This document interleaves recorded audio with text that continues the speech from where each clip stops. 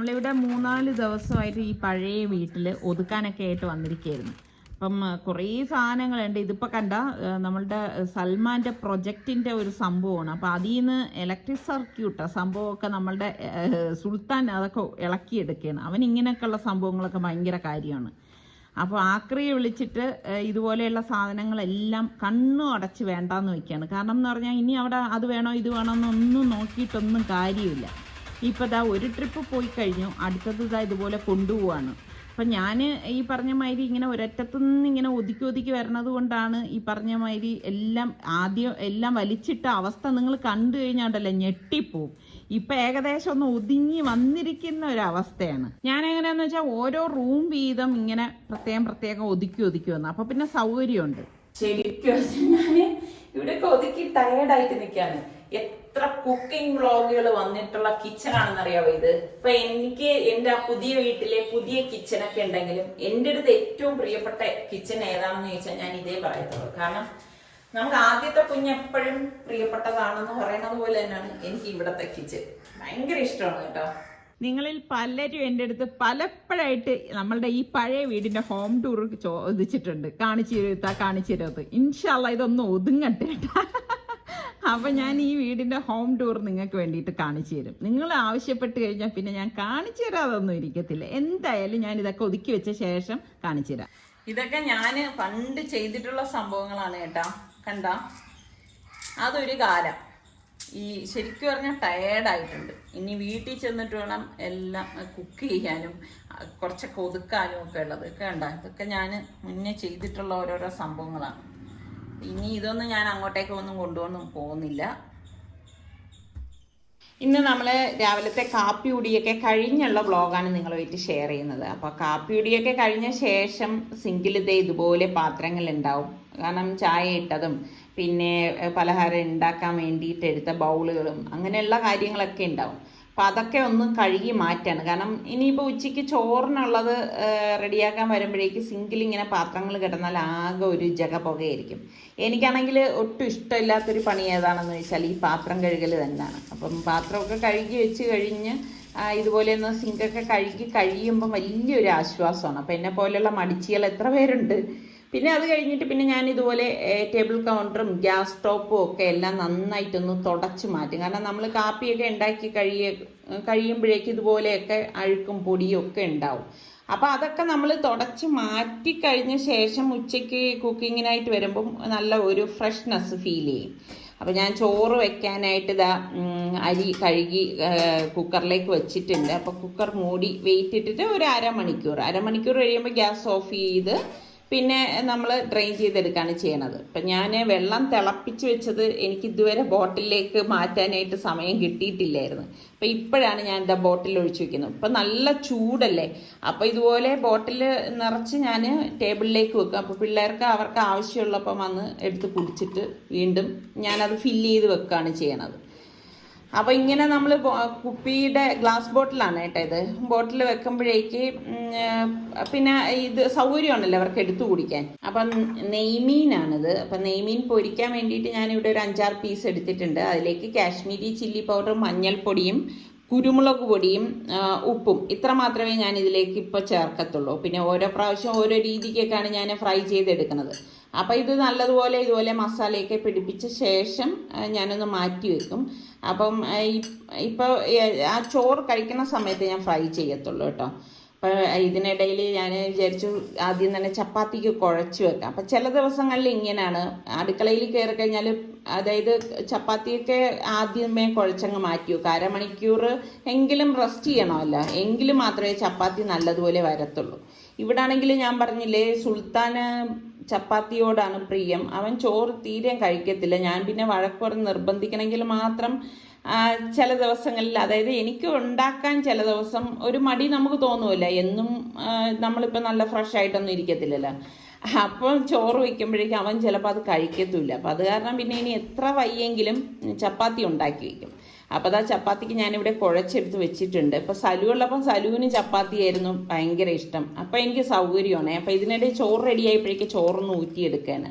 അപ്പം നമ്മളുടെ വീട്ടിൽ കൂടുതൽ പേര് കഴിക്കാനുണ്ടെങ്കിൽ എനിക്ക് അതാണ് സന്തോഷം കേട്ടോ. അല്ലാതെ ഒരാളിന് വേണ്ടി മാത്രം എടുക്കുക എന്ന് പറയുമ്പോഴാണ് ബുദ്ധിമുട്ട്. അപ്പോൾ അതായത് പച്ച മാങ്ങയും നല്ല ഏത്തക്കായും പാവയ്ക്കയുണ്ട്. അപ്പം ഞാൻ ഇന്നിപ്പോൾ ഇത് വെച്ചിട്ടാണ് കറി തയ്യാറാക്കാൻ പോണത്. ഞാൻ ഏത്തക്കായുടെ തോലൊന്നും കളയത്തില്ല കേട്ടോ. അതിൻ്റെ മുകളിലത്തതും അടിയിലുള്ള ഭാഗം ഇതുപോലെ കട്ട് ചെയ്ത് മാറ്റിയിട്ട് ഞാൻ ഇനിയിപ്പോൾ ഇത് കട്ട് ചെയ്ത ശേഷം മാത്രമേ വാഷ് ചെയ്തെടുക്കത്തുള്ളൂ. അതിൽ ചിലപ്പോൾ കറയുണ്ടാവും, ഇത് പച്ചയല്ലേ.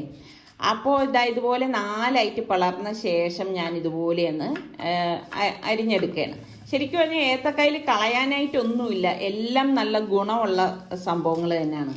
അപ്പം നമ്മൾ എന്തിനാണ് ഇതൊക്കെ കളയേണ്ട ആവശ്യമില്ല. അപ്പം ഇതുപോലെ തന്നെ ഈ 2 ഏത്തക്കായും ഇതുപോലെ കട്ട് ചെയ്തെടുക്കും. എനിക്ക് ഈ പറഞ്ഞ മാതിരി വെജിറ്റബിൾസ് ഒക്കെ ഭയങ്കര ഇഷ്ടമാണ് കേട്ടോ. വെജിറ്റബിൾ കറികളാണ് എനിക്ക് ഏറ്റവും കൂടുതൽ ഇഷ്ടമുള്ളത്. അപ്പം ഏത്തക്കായ ഞാൻ നമ്മളുടെ മൺചട്ടി അടുപ്പത്തേക്ക് വെച്ചിട്ട് അതിലേക്ക് ഇട്ട് കൊടുത്തിട്ടുണ്ട്. എന്നിട്ട് ഞാൻ കുറച്ച് തിളച്ച വെള്ളമാണ് ഒഴിച്ചു കൊടുക്കണത്, കുറച്ച് മതി. എന്നിട്ട് പാകത്തിനുള്ള ഉപ്പും 1/2 ടീസ്പൂൺ മഞ്ഞൾപ്പൊടിയും 2 പച്ചമുളകും കൂടി ഇതുപോലെ കട്ട് ചെയ്തിട്ട് കൊടുക്കും. അപ്പം മൺചട്ടിയിലായതുകൊണ്ട് തന്നെ ഇത് നമുക്ക് പെട്ടെന്ന് വെന്ത് കിട്ടും. കുറച്ച് കറിവേപ്പിലയും കൂടി ഇതുപോലെ ഒന്ന് ഇട്ട് കൊടുത്ത ശേഷം മൂടി വെച്ച് നമുക്കതൊന്ന് വേവിച്ചെടുക്കാം. അപ്പം ഈ സമയം കൊണ്ട് ഞാൻ നമ്മുടെ പാവയ്ക്കൊക്കെ ഒന്ന് വട്ടത്തിൽ കട്ട് ചെയ്തെടുക്കണം. എനിക്ക് ഏറ്റവും ഇഷ്ടമുള്ള വെജിറ്റബിൾ ഏതാണെന്ന് ചോദിച്ചാൽ പാവയ്ക്കാണ് കേട്ടോ. ഭയങ്കര ഇഷ്ടമാണ്. പക്ഷേ ഈ പാവയ്ക്കേക്കാളും എനിക്ക് പ്രിയം മറ്റേ കറുത്ത പാവയ്ക്കില്ലേ, നല്ല കയ്പുള്ള പാവയ്ക്ക, അതാണ്. നിങ്ങൾ എത്ര പേർക്ക് പാവയ്ക്ക ഇഷ്ടമുള്ളവരുണ്ട്? അപ്പോൾ ഞാൻ പാവയ്ക്കയിലേക്ക് കുറച്ച് ഇതുപോലെ കാശ്മീരി ചില്ലി പൗഡറും മഞ്ഞൾപ്പൊടിയും അതുപോലെ തന്നെ പാകത്തിനുള്ള ഉപ്പും കൂടി ഇട്ട ശേഷം നന്നായിട്ടൊന്ന് മിക്സ് ചെയ്ത് കൊടുക്കും. അപ്പോൾ ഇവിടെ നിസാർക്കയും പിള്ളേരും പറയും, നിനക്ക് ഇഷ്ടമാണെങ്കിൽ നീ കഴിച്ചാൽ പോരെ, ഞങ്ങളെയും കൂടി തീറ്റിക്കണമെന്നൊക്കെ ചോദിക്കും. മിക്സിയുടെ ജാറിലേക്ക് ഞാൻ ഒരു 2 കൈപ്പിടി തേങ്ങയും 2 പച്ചമുളകും 3 അല്ലി വെളുത്തുള്ളിയും 1/2 ടീസ്പൂണ് ചെറിയ ജീരകവും കുറച്ച് കറിവേപ്പിലയും കൂടി എടുത്തിട്ട് ഇതുപോലെ ഒന്ന് കറക്കിയെടുത്ത് ഇതുപോലെ ഒന്ന് ഒതുക്കിയ ശേഷം ഞാൻ അത് മാറ്റി വെച്ചിരിക്കുകയാണ്. അപ്പോൾ നമ്മളുടെ പാവയ്ക്ക ഞാൻ എണ്ണ ചൂടാക്കാൻ വെച്ചിട്ട് ഒന്ന് ഫ്രൈ ചെയ്യണം. എണ്ണ ചൂടായിട്ടുണ്ട്. അപ്പം ഈ ഫ്രൈ ചെയ്യാനിട്ടത് ഇതുപോലെ ഇട്ടിട്ട് നമുക്കൊന്ന് ഇളക്കി വേണം ഇതൊന്ന് ഫ്രൈ ചെയ്തെടുക്കാനുള്ളത്. അപ്പോൾ ഇതിനിടയിൽ നമ്മളുടെ കായ ഉണ്ടോ ഇവിടെ റെഡിയായി വരുന്നുണ്ട്. പെട്ടെന്ന് റെഡിയായി കിട്ടും കേട്ടോ. ഞാൻ നമ്മൾ ഈ കറക്കി എടുത്തില്ലേ, അത് ആ അരപ്പ് ഇതിലേക്ക് ഇട്ട് കൊടുത്ത ശേഷം ഒന്ന് ഇളക്കി കൊടുക്കാം. ഒരുപാട് മഷി പോലെ അരയണ്ടേ. എന്നിട്ട് ആ മിക്സിയുടെ ജാറിൽ കുറച്ച് വെള്ളം ഒഴിച്ച് ഇതുപോലെ ഒന്ന് ഒഴിച്ചു കൊടുക്കുന്നുണ്ട്. എന്നിട്ട് നന്നായിട്ടൊന്ന് മിക്സ് ചെയ്തെടുക്കാം. ഇത് നല്ല ടേസ്റ്റി ആയിട്ടുള്ള ഒരു കായത്തോരനാണ് കേട്ടോ. എന്നിട്ട് മൂടി വെച്ച് ഞാൻ ആ വെള്ളം ഒന്ന് വറ്റിച്ചെടുക്കുകയാണ്. അപ്പോൾ നമ്മളുടെ പാവയ്ക്ക ഫ്രൈ ആയി വരുന്നുണ്ട്. അപ്പോൾ ഇത് കുറച്ച് നീരുള്ള പാവയ്ക്ക ആയത് കാരണം എണ്ണയിൽ കിടന്ന് ഫ്രൈ ആയി കിട്ടാനും കുറച്ച് പാടാണ്. അപ്പം ഞാൻ അത് ഫ്രൈ ആവുന്ന നേരം കൊണ്ട് തന്നെ ഞാൻ കുറച്ച് കൊച്ചുള്ളി എടുത്തിട്ടുണ്ട്. കൊച്ചുള്ളിയും പച്ചമുളകും ഒരു ചെറിയ പീസ് ഇഞ്ചിയും. അപ്പോൾ അത് നമുക്കൊന്ന് ചെറുതായിട്ടൊന്ന് അരിഞ്ഞെടുക്കണം. കറിക്ക് വേണ്ടിയിട്ടാണ് ഞാനിതുപോലെ അരിഞ്ഞെടുക്കുന്നത് കേട്ടോ. അപ്പം ഇതിനൊന്നും നമ്മളിപ്പോൾ ചോപ്പർ എടുക്കേണ്ട ആവശ്യമില്ലല്ലോ, വളരെ കുറച്ചല്ലേ ഉള്ളൂ. അപ്പം അങ്ങനെയുള്ളതൊക്കെ ഞാൻ ഇതുപോലെ കട്ട് ചെയ്തെടുക്കുകയുള്ളൂ. അപ്പോൾ നമ്മുടെ തോരൻ വെള്ളമൊക്കെ കറക്റ്റിന് വറ്റി വന്നിട്ടുണ്ട്. ഇത്രയേ ഉള്ളൂ സംഭവം. നല്ല കിഡു ഐറ്റമാണ്. ശരിക്കും പറഞ്ഞാൽ ഈ ഒരു തോരൻ മാത്രം മതി കേട്ടോ നമുക്ക് ചോറിൻ്റെ കൂടെ കഴിക്കാനായിട്ട്. അപ്പോൾ ഞാൻ ഇത് ഗ്യാസ് ഓഫ് ചെയ്ത് അടച്ച് മാറ്റി വെക്കാണ്. അപ്പോൾ നമ്മളുടെ പാവയ്ക്ക ഉണ്ടോ ഫ്രൈ ആയി വന്നത് ഞാൻ ഒരു പ്ലേറ്റിലേക്ക് മാറ്റുവാണ്. ഓവറായിട്ട് ഫ്രൈ ആവണ്ട കേട്ടോ. ഓവറായിട്ട് ഫ്രൈ ആയി കഴിഞ്ഞാൽ കറി അത്ര ഒരു ടേസ്റ്റ് ഉണ്ടാവത്തില്ല. അപ്പോൾ ഇതിപ്പോൾ ശരിക്കും പറഞ്ഞാൽ പാവയ്ക്കയുടെ ഗുണങ്ങളൊക്കെ നഷ്ടപ്പെടുത്തുന്ന ഒരു സംഭവമാണ് നമ്മളിത് എണ്ണയിലിട്ട് ഫ്രൈ ചെയ്തെടുക്കുക എന്നൊക്കെ പറയുമ്പോൾ. അപ്പോൾ ഇവർക്കൊക്കെ ഇഷ്ടത്തിനനുസരിച്ച് ഞാൻ ഇടയ്ക്ക് ഇങ്ങനെയും ചെയ്ത് കൊടുക്കുന്നു എന്നേ ഉള്ളൂ. അപ്പോൾ നമുക്ക് കറിക്ക് വേണ്ടിയിട്ട് ഞാൻ ഇവിടെ 2 കൈപ്പിടി തേങ്ങയും 3-4 ചുവന്നുള്ളി അരിഞ്ഞതിൽ നിന്ന് തന്നെ എടുത്തിട്ടുണ്ട്. പിന്നെ കുറച്ച് കറിവേപ്പില, 3 പച്ചമുളക്, 1/2 ടീസ്പൂൺ ചെറിയ ജീരകവും 1 ടീസ്പൂൺ മഞ്ഞൾപ്പൊടിയും പാകത്തിനുള്ള ഉപ്പ്, 4 അല്ലി വെളുത്തുള്ളിയും കൂടി ചേർത്തിട്ട് ഒന്ന് കറക്കും. ഇതുപോലെ ഒന്ന് കറക്കി എടുത്ത ശേഷമാണ് നമ്മൾ ഇനി ഇതിലേക്ക് തൈര് ചേർത്ത് കൊടുക്കുന്നത്. ഞാൻ ഇവിടെ ഏകദേശം ഒരു 3/4 കപ്പോളം തൈര് ഇതുപോലെ ഒഴിച്ചു കൊടുക്കുകയാണ്. ഒഴിച്ചു കൊടുത്ത ശേഷം ഒന്ന് അരച്ചെടുക്കും. അപ്പോൾ ഇത് തന്നെ ഞാൻ പല രീതിയിൽ തയ്യാറാക്കണത് ഇതിന് മുൻപ് കാണിച്ചിട്ടുണ്ട്. അപ്പോൾ ഇത് ഇവിടെ അരഞ്ഞിട്ടുണ്ട്. അപ്പം നമ്മുടെ ചട്ടിയിൽ എണ്ണ ഒഴിച്ച് കടുകും ഉലുവയും പൊട്ടിച്ച ശേഷം നമ്മൾ ഈ അരിഞ്ഞു വെച്ചിരിക്കുന്ന ചെറിയ ഉള്ളിയും ഇഞ്ചിയും പച്ചമുളകും വെളുത്തുള്ളിയൊക്കെ ഇതുപോലെ ഇട്ടൊന്ന് വഴറ്റി കൊടുക്കണം. വഴറ്റി കൊടുത്ത ശേഷം നമ്മൾക്ക് വറ്റൽ മുളകും കൂടി ഒരു 2 എണ്ണം ഞാൻ ഇതുപോലെ ഒന്ന് കട്ട് ചെയ്തിട്ട് കൊടുക്കണം. ഇട്ട് കൊടുത്തിട്ട് ഇതുപോലെ ഒന്ന് ഇളക്കി കൊടുക്കും. ഇളക്കി കൊടുത്ത ശേഷം നമ്മൾ ഈ അരച്ച് വെച്ചിരിക്കുന്ന അരപ്പുണ്ടല്ലോ, ഫ്ലെയിം നന്നായിട്ട് കുറച്ചിട്ടാണ് ഈ അരപ്പ് ഞാൻ ഇതിലേക്ക് ഒഴിച്ചു കൊടുക്കുന്നത്. അല്ലെങ്കിൽ ഇതിൽ തൈര് ചേർന്നതുകൊണ്ട് തന്നെ പിരിയാൻ സാധ്യത കൂടുതലാണ്. അപ്പം നല്ലതുപോലെ ഇതുപോലെ ഒന്ന് ഇളക്കിയെടുക്കുക. എന്നിട്ട് നമുക്ക് പാകത്തിനുള്ള വെള്ളം കൂടി ഇതുപോലെ ഒഴിച്ചു കൊടുക്കാം. ഒഴിച്ചു കൊടുത്ത് ഇതുപോലെ ഒന്ന് ഇളക്കിയെടുക്കണം കേട്ടോ. എനിക്ക് ഭയങ്കര ഇഷ്ടമാണ് ഈ ഒരു കറി. നിങ്ങൾക്ക് ഇഷ്ടമുള്ളവർ എത്ര പേരുണ്ട്? അപ്പം ഇത് തന്നെ ഞാൻ പല രീതിയിൽ വെക്കാറുണ്ട് കേട്ടോ. എന്നിട്ട് നമുക്ക് ഇതിലേക്ക് പാകത്തിനുള്ള ഉപ്പും കൂടി ഇട്ട് കൊടുക്കാം. അപ്പം എനിക്ക് കുറച്ച് ഈ പറഞ്ഞ മാതിരി കുറവാണെന്ന് തോന്നിയോണ്ടാണ് ഞാൻ കുറച്ച് ഉപ്പും കൂടി ഇതിലേക്ക് ചേർത്ത് കൊടുക്കുന്നത്. അപ്പം ഈ കറി തിളയ്ക്കാതിരിക്കാൻ പ്രത്യേകം ശ്രദ്ധിച്ചേക്കണം കേട്ടോ. ചൂടാകെ ആവാവും. അതിനുശേഷം നമ്മൾ ഈ ഫ്രൈ ചെയ്ത് വെച്ചിരിക്കുന്ന പാവയ്ക്ക ഉണ്ടല്ലോ, അത് ഇതിലേക്ക് ഇട്ട് കൊടുക്കാം. അപ്പം ഇങ്ങനൊക്കെ ഉണ്ടാക്കി കൊടുത്താലും ഇവരെന്ത് ചെയ്യും എന്നറിയോ, പാവയ്ക്ക നീക്കി വെച്ചിട്ട് ആ മോരുകറി മാത്രമായിട്ട് എടുക്കും. അപ്പം ഞാൻ വഴക്ക് പറയണത് കൊണ്ടാണ് നിസാറിക്ക ഉൾപ്പെടെയുള്ളവർ ഇതൊക്കെ ഒന്ന് കഴിക്കുന്നത് കേട്ടോ. അപ്പം ഞാൻ പറയും ഇതൊക്കെ നല്ല ഗുണമുള്ള കാര്യങ്ങളല്ലേ. അപ്പം ഇതെല്ലാം ഗുണമുള്ളതെല്ലാം നമ്മൾ എപ്പോഴും കഴിക്കാൻ നോക്കണം. അപ്പം മീൻ ഫ്രൈ ചെയ്യാൻ വേണ്ടിയിട്ട് ഞാൻ പാനിൽ എണ്ണ ഒഴിച്ചിട്ട് നമ്മൾ മസാല പട്ടി വെച്ചിരിക്കുന്ന മീനൊക്കെ ഇതുപോലെ ഇട്ട് കൊടുക്കാം കേട്ടോ. എന്നിട്ട് കുറച്ചധികം കറിവേപ്പിലയും കൂടി ഇട്ട് കൊടുക്കും. അപ്പം ഇന്ന് എനിക്കറിയാം എൻ്റെ വ്ളോഗ് വരുമ്പോൾ പലരും ചോദിക്കും എന്താ ഇന്നൊരു ഉഷാറില്ലല്ലോ എന്ന്. എനിക്ക് തന്നെ മനസ്സിലാവണുണ്ട് എനിക്കിന്നൊരു ഉഷാറില്ല എന്നുള്ള കാര്യം. അപ്പം എപ്പോഴും നമ്മൾ ഒരുപോലെ ആയിരിക്കത്തില്ലല്ലോ. അങ്ങനെ ഉഷാറില്ലാതിരിക്കാനുള്ള കാരണം എന്തെന്ന് വെച്ചാൽ ഞാൻ ഇതിനിടയിൽ ചപ്പാത്തിക്ക് കുഴച്ച് വെച്ചത് എടുത്ത് ചപ്പാത്തി ഉണ്ടാക്കാൻ പോവാണേ.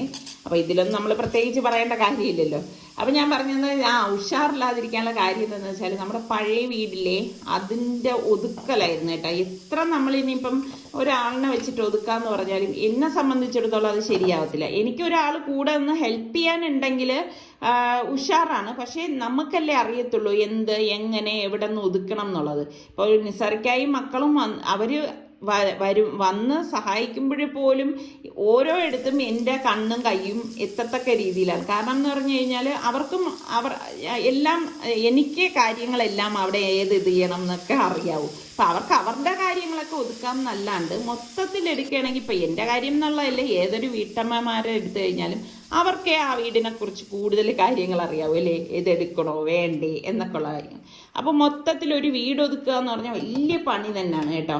അപ്പോൾ ആ ഒരു ടയർനെസ് ഇപ്പോൾ 2-3 ദിവസമായിട്ട് അതിൻ്റെ പുറകെയായിരുന്നു. അപ്പോൾ ഇതിനിടയിൽ നമ്മുടെ ലഞ്ചൊക്കെ റെഡി ആയിട്ടുണ്ട്. അപ്പം നമ്മളിതാ കഴിക്കാനായിട്ട് പോവാണ്.